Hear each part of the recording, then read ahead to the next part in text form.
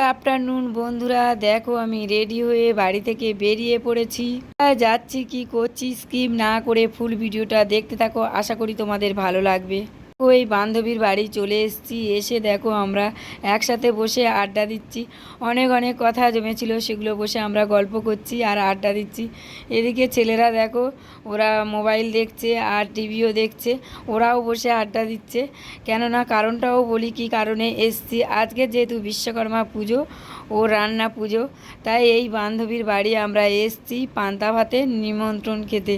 কেন পান্তা ভাতের নিমন্ত্রণ ছিল, আর এর বাড়ি রান্না পুজো ছিল, তাই আমরা এখানে এসছি পান্তা ভাত খেতে, দেখতে পাচ্ছ। আর এদিকে দেখো আমাদের পান্তা ভাত দিয়ে দিয়েছে, আর আমরা সবাই মিলে খাচ্ছি। ও সুন্দর করে আমাদের পরিবেশন করছে। আর যে বান্ধবীটা দেয়া থাকা করছে, দেখতে পাচ্ছ, ওর ছিল বাড়িতে রান্না পুজো।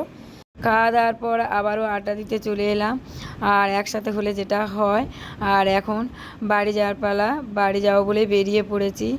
আর এই বান্ধবী, ওর ছেলে আর দাদা ভাইও এসছে ওদের সাথে।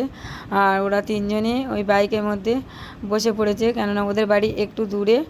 আর ওরা বাইক নিয়ে এসছে, তাই ওরা চলে যাচ্ছে। আর আমি আর আমার ছেলে এখান থেকে হেঁটে যাব, আমাদের কাছেই বাড়ি। আর তোমাদের দাদাভাইও আসেনি, ওর অফিস ছুটি নেই, তাই ও আসতে পারেনি। আর আমি আর আমার ছেলে এসেছি। বন্ধুরা দেখতে পেলে আমার ওই বান্ধবী, ওরা তিনজনে চলে গেছে, আর আমরাও এই চলে আসছি। আর এই আমরা হাঁটতে হাঁটতে যাচ্ছি।